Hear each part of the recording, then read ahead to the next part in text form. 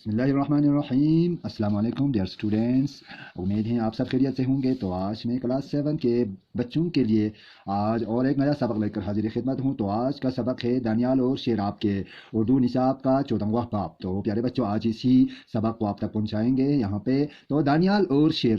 دانیال قدیم زمانے میں ایک نیک آدمی تھا، تو جس کا نام دانیال تھا، وہ نیک انسان تھا۔ دانیال اور ایک شیر کا یہاں پہ ایک قصہ ہے، واقعہ ہے، اس کو شکلوں کی جگہ نام لکھ کر ہمیں کہانی مرتب دینا ہے۔ پرانے زمانے میں بادشاہ یا کوئی راجہ ہم کہہ سکتے ہیں نے ناراض ہو کر اپنے وزیر کو ایک جنگل میں جلا وطن کر دیا، اپنے وطن سے باہر ملک بدر کر دیا۔ جلا وطن کرنا، ملک بدر کرنا، اپنے ملک سے وطن سے باہر نکال دینا، جلا وطن کر دیا۔ تو بیچارہ وزیر غمگین ہو کر وہ بہت پریشان ہوئے، وہ بہت دکھی ہوئے اور ایک درخت کے نیچے بیٹھ کر پچھتانے لگا، اپنے کیے پر وہ پچھتاوا کرنے لگے۔ تو اچانک اس نے کسی شیر کے چیخنے چلانے کی آواز سنی۔ تو کیا ہوا، تو وہاں تو دیکھا تو ایک شیر اوندا پڑا چلا جا رہا ہے، وہ مدہوشی کی حالت میں، یا وہ بے خبر ہونا، اوندا مینز مدہوشی کی حالت میں وہ چلا رہا تھا۔ تو یہاں پہ جو وزیر ہے اس کے پاس گیا اور دیکھا کہ شیر کے پنجے میں ایک بڑا کانٹا چپ گیا ہے، وہاں پہ اس میں گھس گئے تھے ان کے پیروں میں، ہم کہہ سکتے ہیں شیر کے پنجے میں ایک کانٹا چپ گیا ہے۔ تو وزیر نے بڑی مشکل سے اس کے پنجے سے کانٹا نکالا اور شیر آزاد ہوا، شیر وہاں سے نکل گئے۔ تو کچھ وقت گزرنے کے بعد راجا نے وزیر کو پھر اپنے پاس بلایا اور حکم دیا کہ اس کو پنجرے میں ڈال دو تاکہ شیر اس کو کھا جائے۔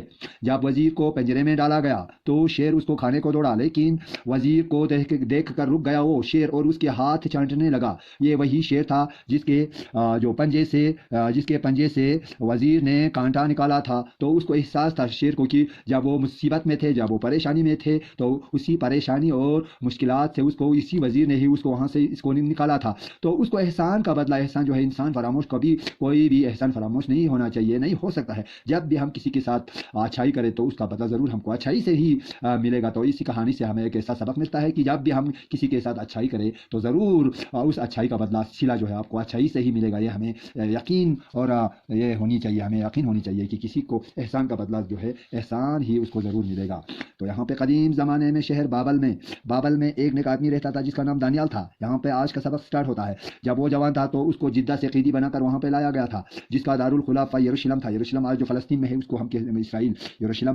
بابل میں دانیال ایک عرصے تک رہا اور سب لوگ اس کی بڑی عزت کرتے تھے، اس کی بہت رسپیکٹ کرتے تھے، کیونکہ وہ بہت دانا تھا، ایک تو عقلمند تھا، نیک تھا اور خدا پرست تھا۔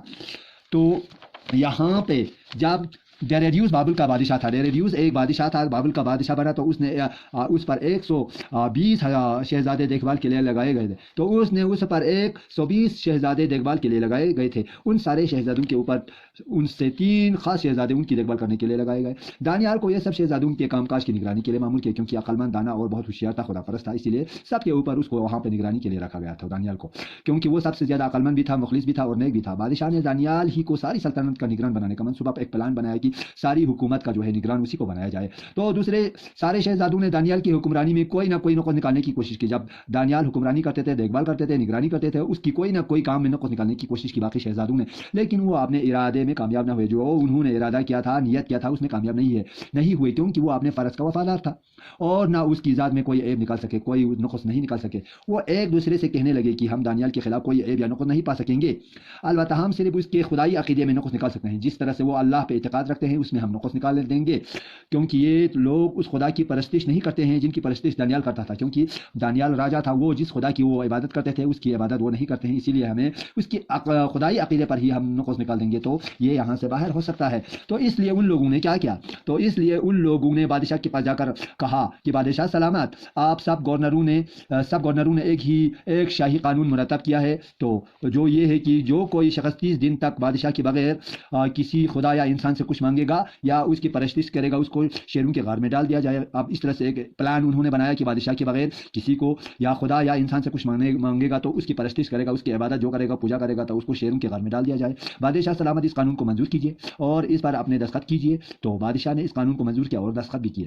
اب یہاں پہ پلان ایک بنایا تھا انہوں نے، تو جب دانیال کو معلوم ہوا کہ قانون کو منظور کیا گیا ہے تو وہ اپنے گھر چلا گیا۔ اپنے گھر کے پاس اس کمرے کی کھڑکیاں جو اس کے اپنے لوگوں اور خدا کے شہر یعنی یروشلم کی طرف لگی تھی، सब खुली थीं। दानियाल इन खुली खिड़कियों में सब की नज़रों में इबादत के तौर पर अपने खुदा के लिए घुटनों के बल झुक गए, वहाँ पे सजदे में झुक गए आप कह सकते हैं, और वो दुआ के बाद अपने खुदा का शुक्र अदा किया, उसने अपने अल्लाह का शुक्र अदा किया। उसने ये सारा अमल किसी खौफ व हिरास के बगैर, डर के बगैर, झिझक के बगैर उसने काम किया, और ये काम वो रोज़ाना 3 बार क्या करता था, 3 बार वो इबादत करता था, अल्लाह की इबादत करता था। तो ये लोग दानियाल से कोई गलती सरजद होने के डर पे थे, इसी में ताक में बैठे हुए थे, तो उन्होंने उसको ऐसे करते देखा तो फौरन वो बादशाह के पास गए और उसको हालिया मंजूर किए हुए कानून को याद दिलाया। आपने जो कानून पास किया था उसी के बारे में याद दिलाया था, जिसमें ये कहा था कि अगर कोई शख्स 30 दिन तक बादशाह की इजाज़त के बगैर, बादशाह की जो परमिशन के बगैर किसी खुदा या इंसान से कुछ मांगे, उसको शेरों के घर में धकेल दिया जाए। तो एक फैसला वहाँ पर ये सुनाया गया था।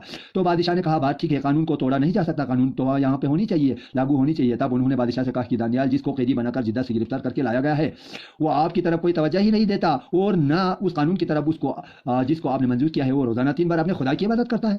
बादशाह को पहले इस बात पर बहुत अफसोस हुआ कि उसने ऐसे कानून को मंजूरी ही क्यों किया। लास्ट में उसने दानियाल को बचाने के लिए रास्ते ढूंढे, लेकिन शहजादों ने कहा कि हमारा कानून किसी सूरत में तोड़ा नहीं जाना चाहिए, आपने जो कानून बनाया है ये तो लागू होनी चाहिए, इसको नहीं तोड़ा जा सकता है। तो आखिरकार बादशाह ये हुक्म मानने के लिए वो मजबूर हो गए कि दानियाल को शेरों के गार में डाल दिया जाए। तो लेकिन दानियाल के शेरों के गार में डालने से पहले बादशाह ने उससे कहा था कि जिस खुदा की तुम इबादत करते हो वो हमेशा तुम्हें महफूज रखेगा, यकीन है तुमको। गार के मुंह को एक ही बड़ी चट्टान से बंद किया गया था। तो बादशाह दिल बर्दाश्त होकर, गमगीन होकर, दुखी होकर महल की तरफ चला गया था, और उसने उस रात कुछ नहीं खाया और न ही उसको नींद आई, क्योंकि वो खुद भी दुखी थे। तो दूसरे दिन सुबह सवेरे वो गार की दहाने पर गया, उसी के सिरे पे गए, उसने खौफ अफसोसनाक लहजे में गार के अंदर आवाज दी, अरे दानियाल जिस खुदा की तुम इबादत करते हो, तुम क्या उसने तुमको बचा रखा। गार के अंदर से दानियाल ने आवाज दी, हुजूर मेरे खुदा ने फरिश्तों के जरिए सारे शेरों के मुंह बंद कर दिए, ताकि वो मुझे कोई गजंत ना पहुंचा सके, मुझे कोई नुकसान ना पहुंचा सके, क्योंकि भी मेरा खुदा खूब जानता है कि मैंने कोई गलती ही नहीं की थी। तब बादशाह ने खुश होकर हुक्म दिया कि दानियाल को गार से बाहर निकाल दिया जाए। जब दानियाल को गार से बाहर लाया गया तो उसके सर का एक बाल भी बिका नहीं हुआ, कोई भी नुकस जर्रा भर भी उसको कोई नुकसान नहीं पहुंचा था, क्योंकि वो हकीकी खुदा पर भरोसा करता था। जब इंसान हकीकत में सच्चाई में अपने परवरदिगार पे भरोसा करता है तो खुदा खुद ही उस इंसान की, उस बशर की जो है खुदा खुद ही हिफाजत करता है। ये माखूज अखज़ किया गया है, लिया गया है इंजील मुक़द्दस से। एक किताब है जो ईसाइयों की किताब हम इसको कह सकते हैं, इंजील मुक़द्दस, उसी से इसको लिया गया है। तो ये जो है जब हकीकत में अल्लाह पे भरोसा करता था तो अल्लाह ने उसको महफूज कर लिया, बचा लिया। तो आज का सबक जो है इसी पे आज हम समेटेंगे इंशाअल्लाह। आइंदा आने वाले समय में अल्फाज माने और बाकी जो मुफस्सल और मुख्तसर सवालात और जवाबात हैं, इनको हम लेकर आप तक इन सवालों और जवाबों के सवालात और जवाबात को आप तक पहुंचाने की कोशिश करेंगे। तो प्यारे बच्चों, आज का सबक जो है हम इसी पे समेटेंगे। तब तक के लिए आने वाले समय तक खुदा हाफिज़।